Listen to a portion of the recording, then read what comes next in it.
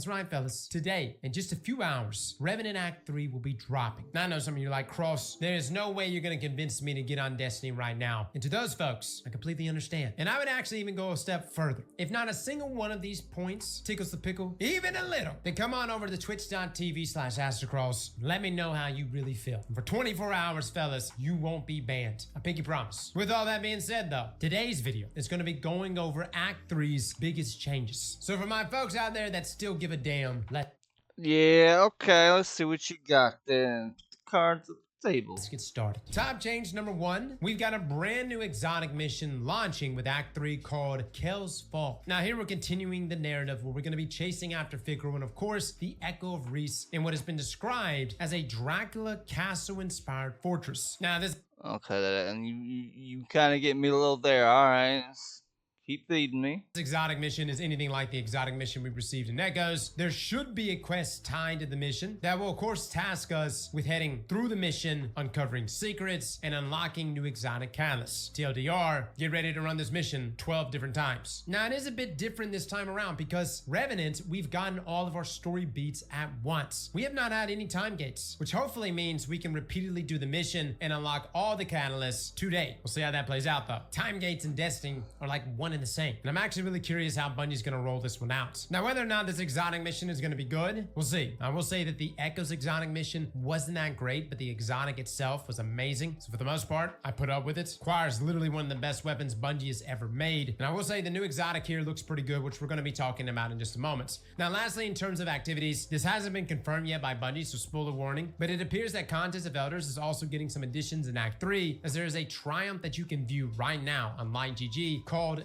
Vengeance Denied, which tasks you with completing the Kel's Vengeance run of Contest of Elders. I really do hope that this is a new difficulty option or something we can at least do within the activity to increase that difficulty, and hopefully the rewards will match. Now, speaking of that exotic, this takes us to top change number 2, the new exotic that we're getting. This weapon is called Slayer's Fang. Now, this is a void exotic shotgun, and just like previous exotic missions, this weapon will be craftable. Now, we got a preview of the exotic shotgun in the Act 2 developer livestream late last year, and it's essentially a slug shotgun where it can fire a single slug round, but then once it impacts a target or a surface, it will shatter into a bunch of smaller projectiles. Additionally, when Okay, it's kind of interesting. you get a kill with the shotgun, it will grant you true sight, which is really nice because that's something that was really just tied there to hunters. Now, the shatter projectiles will weaken targets, and the tracking is supposed to improve as well. It's got a pretty unique reload, where essentially you load a void crystal into it, and it will fully reload the weapon. That's some Halo shit right there. That's some straight up Halo shit. Which is really nice because that means you don't have a slug shotgun here that you need to load one bullet at a time. It also seems like Slayer's Fang will have intrinsic overload capabilities, as you can see that the overload icon is sitting right there next to the weapon during the dev live stream. Now, I don't want to get into spoiler territory here, but we do have a video covering the leaks for the shotgun from a few months back, including its perk names, its exotic catalyst. So if you're interested in checking that video out, we do have a link down below for that, or you can just come by our stream as we'll be going after it today. Change number 3, along with our new exotic, we also have 2 new seasonal weapons that will be launching later today with Act 3. First up, we have the Red Tape. This is going to be a stasis lightweight scout rifle. It will have roles like Rhyme Stealer, Demolitionist, 4th times the charm, and attrition orbs in that 3rd column. Then in that 4th column, we have Headstone, explosive payload, and One for All. For PvP players, we also have things like Keep Away, Closing Time, or Lone Wolf in column 3, as well as Rampage, High Impact Reserves, and Explosive Payload. Now, the other new weapon we're going to be getting is Heretic's Fervor. This is another stasis weapon, but this will be an aggressive frame rocket launcher, which, get this, can roll with double quick draw. Now, listen, hopefully this is a bug, but yes, unlike GG and D2 Foundry, this rocket launcher literally has quick draw in both column 3 and column 4, which, considering all the bugs that have been happening this past season, I wouldn't be surprised. Now, on a more serious note, it does come with other good perks though. You've got auto-loading holster, you've got slide shot, you got field prep. These are present in column 3. Column 4, you have chill clip, explosive light, bipod, which is I'm just not too big on a rocket. I'm just not a big rocket person, man. Great for my folks that may have missed out on that bump in the night. Now moving on to change number 4. We have a host of sandbox changes, and according to the last TWAB that we received, this update is actually going to be set to release not this week, but next week, January the 14th. Which, to be honest, I really like it when they break things like this up. Kind of gives me time to tackle the new content, and then the week after, I could tackle sandbox stuff. But starting on January the 14th though, Heavy Burst Sidearms is going to be receiving a PvP buff, as Bungie stated that they nerfed them a little too much back in the Into the Light updates. The body shot damage is going from 30 to 33, and the crit damage is going from 48 to 52.8. SMGs are receiving a magazine buff by approximately 10%. And the reason for this is that SMGs are currently struggling in high-end PvE as well as high-end PvP. Now, they did mention that this is not going to be the only buff hitting SMGs. Matter of fact, in Heresy, they're going to be receiving a slight damage increase against minor combatants. Now, rapid-fire auto rifles are going to get a nice buff inside of PvP, removing a resilience gate from their optimal time to kill, which means they can actually secure the kill on tier 10 resilience guardians in 0.83 seconds, with the rest of our resilience levels able to achieve the time to kill value of 0.75 seconds. Guys, I cannot stress how good of a change this is. If you like weapons like Rufus, Chroma Rush, hell, Tommy's Matchbook, these weapons are going to be shredding next week, with its body shot damage value going up from 13.5 to 13.6, and its crit damage value going from 23 to 23.1. We are definitely going to be keeping a close look at this one, guys. I think for the first time ever, rapid fire auto rifles may take over the meta. Now, if you're concerned about high impact pulse rifles continuing to be dominant, they're actually receiving a pretty significant nerf. Now Bungie is going to require us to land 6 crits in order to achieve their optimal time to kill at all resilience levels. This means their body shot damage will be going from 22 to 21.5. Their crit damage will be going from 39.6 down to 38.7. Additionally, high impacts are also seeing their range decrease as their damage fall off scalar while Hey, it's about time, man, dude. It's getting fucking shredded by those goddamn pulses every fucking second. You peek out one time, dude, with a 120 or something, and you're fucking dead. You only get one shot off. Even if you were the first one to get the shot off, you're dead. It's over. Even down sights will be going from 1.7 to 1.6. Fellas, these are significant nerfs that are coming out here for high impact pulse rifles. Folks, I love to use things like No Time to Explain, LC's rifle. These things are going to have a great effect on those weapons. Now, it's not all doom and gloom for pulse rifle users. Lightweight pulse rifles are receiving a pretty big buff. Bungie is obviously trying to push us to use lightweight pulses. So think things like Bad Juju, Outbreak Perfected. Their body shot damage will be going from 17 to 20.4. Their crit damage will be going from 31.45 to 31.6. We're actually in the process of doing a Bad Juju review, but decided to hold off until this update rolls out. But I would love a scenario in which people are actively choosing weapons like Outbreak and Bad Juju inside of PvP. Now, precision hand cannons are finally getting a buff of their own. Although, to be quite okay.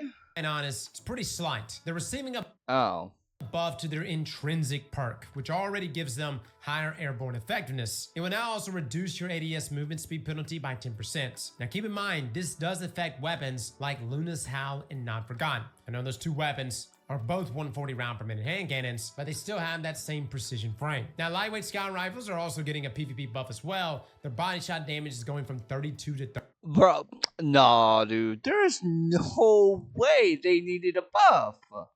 Dude, lightweights, man, are fucking killing it out there at the moment. Holy shit. Oh, dude, it's hard to beat a goddamn lightweight scout rifle, man. That shit will eat your ass up. Wait. Oh, my bad. These are lightweights. Wait, yeah, lightweights are actually pretty fucking good. Holy shit, dude. They're gonna be fucking... That's gonna be the meta. Scouts and the auto rifle probably, but definitely fucking scouts, man. Guarantee that shit. 38, which is quite a big bump, and the crit damage is going from 64 to 64.6. Now there's a host of different lightweight scout rifles, but Mida Multi-Tool should be feeling a lot better after. Oh my god, dude. There was already a lot of people using that shit, man. That's all I was seeing in PvP was motherfuckers using that shit. After this change. Now finally, for our weapon changes, we have sniper rifles. Bungie's oh hell no, dude. Please, goddamn, don't. Continuing to reduce the visual flinch in PvP to a more reasonable level. Essentially, they're going to be reducing the camera roll component of flinch against players by 20%. And for my folks brave enough to use Whisper of the Worm inside of PvP, this will be reduced by 50%. Now, in terms of weapon perks that are going to be changed start of next week, Skulking Wolf will now work finally inside of PvE, where it makes enemies slightly less accurate in targeting you. Bungie actually made the comparison between Skulking Wolf and the ability Mana Core has on enemies with its perked active while airborne. Again, it confuses targets. They essentially shoot where you were right before you activated the perk. Now, we also have Target Lock, which Bungie is removing the custom tuning for, which caused the perk to be less effective on SMGs. Which, if you didn't know, Target Lock normally takes 12.5% of the magazine capacity to activate, but it took 20% of your mag on SMGs, which was done because the perk was a problem on weapons like Immortal. This is going to be an interesting change because we actually might be going back to an SMG meta. So for my Peacekeeper Titans, get ready. Now, in terms of exotics, Graviton Lance's RPM is being reverted back to 300, as it literally has become one of the strongest primary weapons inside of PvE, as well as high skill PvP lobbies. I still think the weapon's going to be really good inside of PvE, but the tone back inside of PvP, we'll have to see how this one shakes out. Now, Malfeasance was apparently missing some of the intrinsic benefits that Precision Frames grants. So it will now include accuracy bonus and the new ADS movement speed penalty reduction that we talked about earlier. Now finally, this is a nerf coming for my Titans. The exotic class item, which features Spirit of Alpha Lupi on Stoicism, is getting its healing impulse reduced to 30 HP when combined with thrusters. Now our final change on the list. We have a new pursuit coming to the game in the final weeks of Revenant. Now I know this may seem like a long way away, but this is going to be an event similar to Riven's Wishes from last year.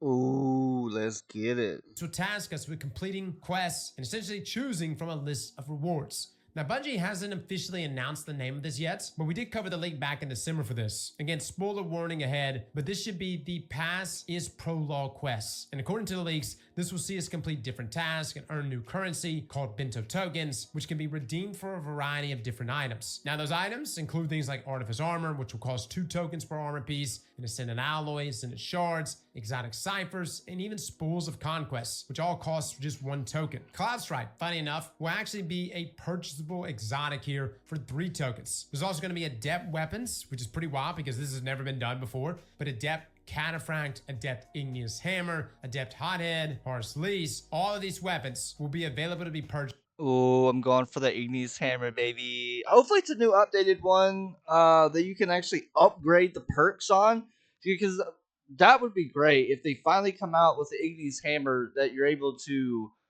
upgrade the perks on. Fantastic. Absolutely great. I hope they do that. I hope they let us do that. That would be awesome. Each for 1 token. On top of that, we'll also have the ability to purchase mementos, all costing 1 token. Those being our Gambit, Nightfall, Iron Banner, Lost, Dawning, Games, and Solstice mementos. Now, in the same leak, it was also revealed to us that one of the OG shaders from Destiny 1, Chatterwhite, will be making its long-awaited return to Destiny 2. Now, again, this is all leaks and data mines. None of this has been confirmed yet, but considering that this is very similar to Riven's Wishes, which is what we got this time last year, this doesn't seem all that surprising. So there you go. Those are our Act 3 changes, which are rolling out today, next week, and throughout this act. On top of that, we'll get the normal stuff that comes with the new act, including new artifact mods, new seasonal challenges, an extension there to our battle pass, which means more rewards, and oh, how can I forget more Eververse. Outside of that, Iron Banner will be returning next week on the 14th, just in time for all these sandbox changes to roll out. We'll be doing pre and post testing on everything, fellas. And if you want to check out the new exotic quests, we'll be live. You can come check us out over on twitch.tv/aztecross. We'll be diving into the mission, obtaining the exotic, and putting out a review as soon as we can. Fellas and ladies, thank you all for coming and watching. And as always, slap that like button like your mama told you right. Alrighty then, there's that, I guess. It was pretty good. The changes seem kind of iffy.